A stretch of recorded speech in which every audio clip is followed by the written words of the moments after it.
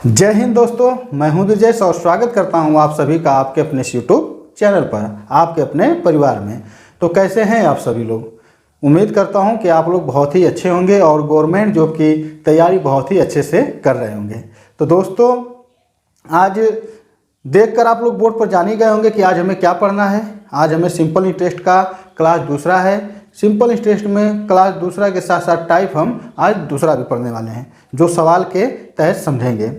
तो दोस्तों, कुछ क्वेश्चन जो है कि रह गया था हमारा, जो पिछली वीडियो में हम पढ़ाए थे, क्लास 1 में पढ़ाए थे, उसमें टाइप 1 में 1-2 क्वेश्चन और रह गया था।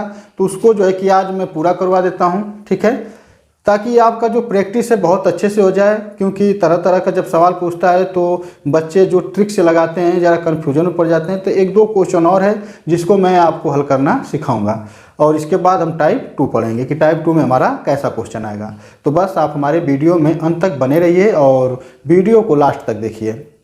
और हाँ, हमारे अगर वीडियो आपको अच्छी लगती है, आपको सभी सवाल समझ में आता है, तो आप हमारे चैनल को जरूर सब्सक्राइब करें, वीडियो को लाइक करें और ज़्यादा से ज़्यादा जो है कि शेयर कीजिए वीडियो को, ताकि और भी बच्चे इस वीडियो के माध्यम से जुड़ सके और वीडियो को जो है कि पूरी तरह से देख सकें। तो चलिए वीडियो को आगे बढ़ाते हैं अब, और सवालों को पढ़ते हैं और देखते हैं कैसे हल किया जाता है।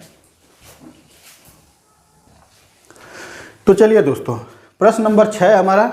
इस क्वेश्चन को हल करने के लिए हम आपको टाइप 1 में क्लास 1 में क्या बताए थे? दो तरीका बताए थे, एक फार्मूला से और एक बिना फार्मूला के। तो चलिए देखते हैं, सवाल पहले पढ़ते हैं। दिया है 5% वार्षिक ब्याज की दर से 500 रुपये का कितने वर्ष में साधारण ब्याज 150 रुपये हो जाएगा। चलिए, यहाँ पर क्या पूछ रहा है? टाइम पूछ रहा है, समय पूछ रहा है कि आखिर वह टाइम कितना है, वह समय कितना है, जो 500 रुपये पर जब हम 5% का ब्याज दिए हैं तो हमारा 150 रुपये हो जाएगा। तो चलिए सबसे पहले इसे फार्मूला से लगाते हैं। फार्मूला में क्या बताया हम आप लोगों को? तो देखिए, ये 150 है ना, ठीक। यहाँ पर हम क्या करेंगे कि फार्मूला से लगाने के लिए यहाँ पर लिखेंगे SI बराबर PRT बटे में 100। यहाँ पर SI का मान 150 दिया तो 150 रखते हैं। P का मान कितना दिया है? 500 रुपये। आपको बताया था क्लास 1 में SI PRT क्या होता है। अगर जो भी बच्चे नहीं देखे हैं तो हमारी पिछली वीडियो जाकर देख सकते हैं, क्योंकि जब पिछली वीडियो आप देखेंगे, शुरू से देखेंगे तो आपको सभी चीज़ें बहुत अच्छे से समझ में आएंगी। वरना अगर बीच से देखेंगे तो फिर आपको जो है कि कुछ तथ्य होते हैं जो नहीं समझ में आएंगे। चलिए देखिए, यहाँ पर हमें R दिया है, ठीक ना, R 5%, 5 लिख लेते हैं। T हमारा निकालना है, तो T को हम इसी तरह T के सिंबल में रहने देंगे और बटे में कर लेंगे 100। अब चलिए इसको काटते हैं, तो ये 2 0 से 2 0 ये कट गया, 5 5 25। अब 25 में 25 से 150 में भाग करेंगे तो ये कटेगा 6 बार में, यानी T बराबर हमारा क्या आ गया? 6 वर्ष, ठीक। ये बन जाएगा हमारा आंसर। अब चलिए इसे ट्रिक के माध्यम से लगाते हैं। तो ट्रिक से कैसे लगाएंगे? देखिए, 500 रुपये अपने आप में क्या है? 100% के बराबर है, ठीक ना।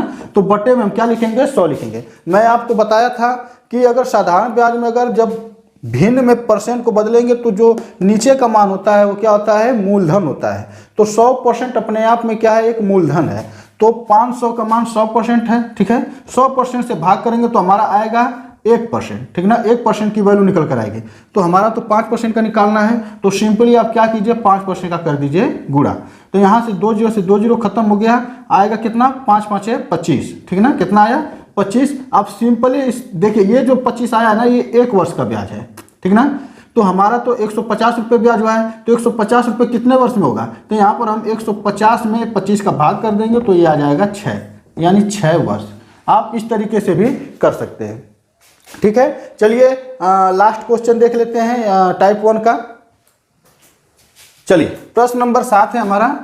कोई धन 3% वार्षिक ब्याज की दर से 10 वर्ष में 650 रुपये हो जाता है, वह धन ज्ञात कीजिए। चलिए, मैं चाहता हूं कि इस क्वेश्चन का आंसर आप हमें कमेंट कर बताइए कि इस क्वेश्चन का आंसर क्या होगा। उम्मीद करूंगा कि आप सभी लोग सही जवाब देंगे। तो वीडियो को रोकिए और इस क्वेश्चन को हल कीजिए और इसका आंसर कमेंट करिए। तो दिया है, क्या दिया है इसमें?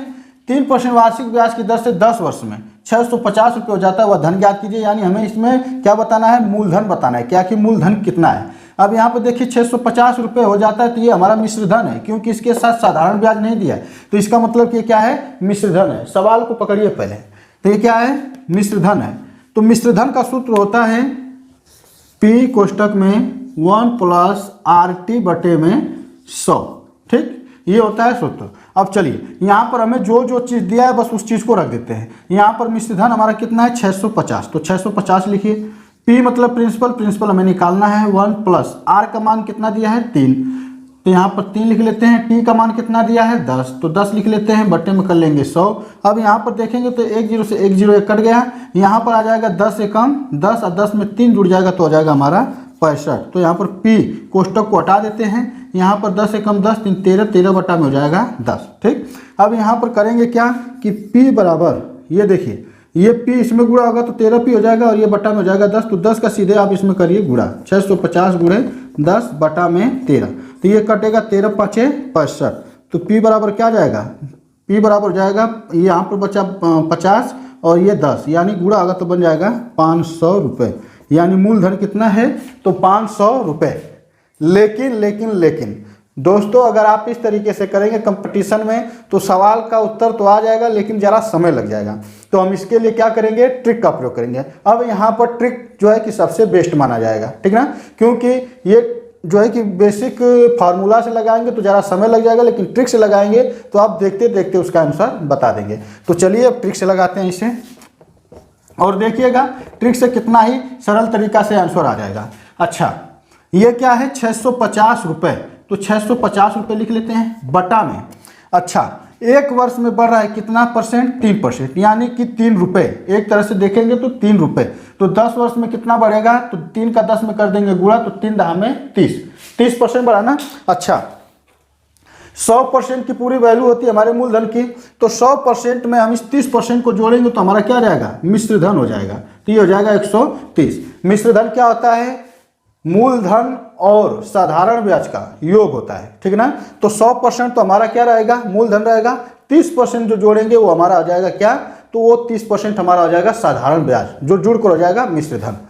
हमें तो अब मूलधन निकालना है, तो मूलधन हम क्या मानेंगे 100%, क्योंकि 100% की वैल्यू होती है मूलधन की। अब सिंपली यहाँ पर बस आप कर दीजिए गुणा भाग, यहाँ से देखेंगे परसेंट से परसेंट खत्म, 13 5 65, 5 बार में कटा यानी 130 5 650 हो गया, ये 5 है ये 100 है, टोटल कितना आ जाएगा 5 एकम 5 यानी कि 500, ये हो जाएगा हमारा आंसर। तो देख सकते हैं ट्रिक के माध्यम से कितना ही सरल तरीका से आंसर आ जा रहा है। तो उम्मीद करता हूं कि आपको टाइप 1 समझ में आ गया है, जिसमें ट्रिक के माध्यम से आप रेट निकालना सीख गए, टाइम निकालना सीख गए, प्रिंसिपल निकालना सीख गए, और मूलधन और क्या मिश्र धन, ये सब आप सीख लिए।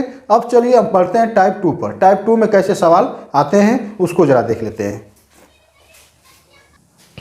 चलिए टाइप 2 का हमारा क्वेश्चन है 8वें नंबर पर, दिया है कोई धन साधारण ब्याज की वार्षिक दर से 5 वर्ष में अपने का 3/2 गुना हो जाता है, ब्याज की वार्षिक दर ज्ञात कीजिए।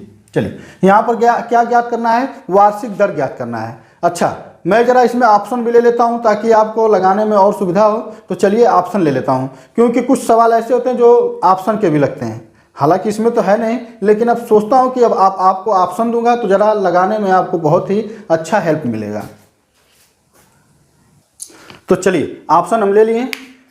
अच्छा कभी भी अगर आपको ऐसा सवाल दे दे गुना पर और उसमें टाइम दे दिया रहे, तो आपको उस सवाल को कैसे हल करेंगे, चलिए उसे ट्रिक के माध्यम से समझते हैं, और बहुत ही ज़बरदस्त ये ट्रिक है। आपको सिंपली करना क्या है, देखिए 3/2 है ना, ये 3/2 है, तो 3 और 2 का अंतर कर लीजिए। 3 और 2 का अंतर जब करेंगे तो हमारा आएगा 1, और बटा में 2 है ना, 2 को इसी तरह रहने दीजिए। अब 2 के साथ गुणा कीजिए किसका, इस समय का, वर्ष का, ठीक ना। हर में इस 5 का क्या करना है, गुणा करना है। कब करना है, 3 2 का हम अंतर लेकर, फिर इसको 100% से कर दीजिए गुणा, क्योंकि आप जानते हैं कि 100% की वैल्यू क्या होती है, हमेशा दर निकालने के लिए आती है। तो यहाँ पर हम क्या करेंगे कि 2 5 10 हो गया, और 10 दाम में 100 हो गया, तो ये हो जाएगा 10%, और 10% हमारा आ जाएगा आंसर। आप चाहेंगे तो इसे देखते देखते बस आ सकते हैं इस विधि से कि इसका आंसर क्या होगा। आपको कलम भी उठाने की जरूरत नहीं पड़ेगी, हम यहाँ पर बता रहे हैं इसलिए यहाँ पर जो है कि सोल्व कर बताना पड़ रहा है, वरना आप खुद सोच सकते हैं कि ये जो है कि कैलकुलेशन कितना आसान है। सिंपली क्या करना है, 3 में से 2 1 को घटा देना, 3 में से 2 को घटा देना, 1 आएगा, 1/2, 2 में 5 का गुणा करेंगे, 2 5 10, 10 से 100 में कर देंगे भाग, बस हो गया आंसर। तो अब देखते देखते इसका आंसर बता सकते हैं। तो हमारा ऑप्शन नंबर कौन सा सही है, ए सही है, ये हमारा सही हो जाएगा। चलिए अगला क्वेश्चन देखते हैं। चलिए प्रश्न नंबर हमारा 9 है, एक धनराशि साधारण ब्याज की वार्षिक दर पर उधार दी गई, वह 3 वर्ष में अपने की 5/4 गुना हो गई, ब्याज की वार्षिक दर ज्ञात कीजिए। आप ज़्यादा कुछ इसमें जो है कि मत समझिए, बस ये समझिए कि कभी भी वर्ष दे दे और ये गुना दे दे तो आपको सिर्फ सिंपली ऐसे ही करना है, ठीक ना। ये जो 5/4 गुनी हो जाती है किसकी हो जाती है, अपने धन की, ठीक ना।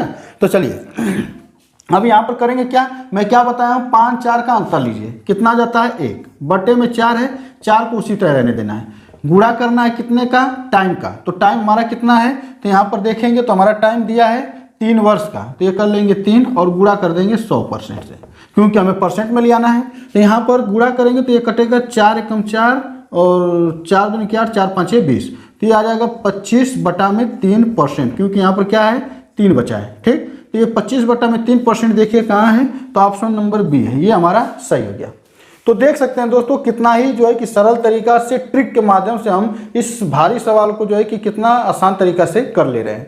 ये सवाल अगर बेसिक से लगाएंगे, ठीक ना, तो बहुत ही ज़्यादा समय लगेगा, इसलिए हम इसको सीधे क्या किए हैं, ट्रिक के माध्यम से समझाए, क्योंकि ट्रिक जो है कि समय को बहुत बचाता है। चलिए अब अगला क्वेश्चन देख लेते हैं। चलिए प्रश्न नंबर 10 है, दिया है रमेश ने कुछ धन सुरेश को साधारण ब्याज पर 4 वर्ष के लिए उधार दिया, अवधि के अंत में सुरेश ने 6/5 धन वापस किया, ब्याज की दर ज्ञात कीजिए। चलिए ब्याज की क्या ज्ञात करना है, दर ज्ञात करना है। हम क्या आपको बताते आ रहे हैं, तो देखिए बताने से पहले मैं ये चाहूँगा कि आप लोग इसका आंसर हमें कमेंट करिए, इसका आंसर क्या होगा। तो चलिए देखते हैं, दिया है 6/5 और समय कितना है 4 वर्ष, 6 में से 5 को घटाएंगे तो क्या आएगा 1 बटा में। अच्छा कुछ बच्चे ऐसे होंगे कि वो सोच रहे हैं कि आखिर ये 1 है क्या, तो ये जान जाइए कि ये क्या है, ब्याज है, ठीक ना, क्योंकि ये जो 6 ऊपर है ना ये मिश्रधन है और ये क्या है, मूलधन है। तो मिश्रधन में से जब मूलधन निकालेंगे तभी तो ब्याज हमारा निकल कर आएगा। तो ब्याज निकल कर कितना आया 1, और जब हम भाग करेंगे तो किससे करेंगे, तो यहाँ पर देखिए यहाँ पर तो 5 रहेगा ही, गुणे ये 4 है, यानी टोटल कितना बन गया ब्याज, 5 चौको 20 हो गया। तो इसको आप गुणा मत कीजिए, 100% यहाँ पर कर लीजिए परसेंट में बदलने के लिए।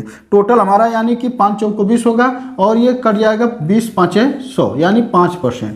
कितना आ गया 5%, और यही बन जाएगा हमारा आंसर। तो देखिए ऑप्शन नंबर कौन सा है, ऑप्शन नंबर बी, ये हमारा सही हो जाएगा। तो चलिए इस चैप्टर के आज के लास्ट क्वेश्चन को देख लेते हैं, एक क्वेश्चन और जरा लगा लेते हैं और उस पर प्रैक्टिस कर लेते हैं। मैं चाहूंगा कि उस क्वेश्चन का आंसर आप खुद बताइएगा। चलिए टाइप 2 का हमारा 11 नंबर का क्वेश्चन है, जो कि ये लास्ट क्वेश्चन है इस टाइप का। दिया है एक व्यक्ति किसी महाजन से साधारण ब्याज की दर पर एक धनराशि उधार लिया और 2 वर्ष बाद 11/10 गुना धन महाजन को वापस किया, ज्ञात कीजिए कि किस दर पर उधार चुकाया। चलिए इस क्वेश्चन का आंसर मैं आपको बताया था कि खुद बताइए इसका आंसर क्या होगा। तो वीडियो को रोकिए और फटाफट इसका आंसर हमें कमेंट कीजिए। उम्मीद करूंगा कि आप सभी लोग इसका आंसर सही देंगे। तो चलिए लगाते हैं इसे तब तक हम।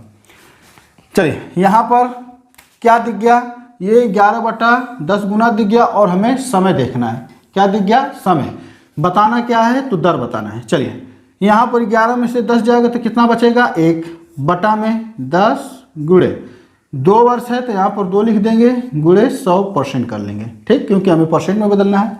तो ये 10 दूना के 20 होगा और 20 5 हो जाएगा 100, यानी कि क्या आया 5%। 5% हमारा कौन सा है, ऑप्शन नंबर सी है, ये सही हो जाएगा। ये बन गया हमारा आंसर।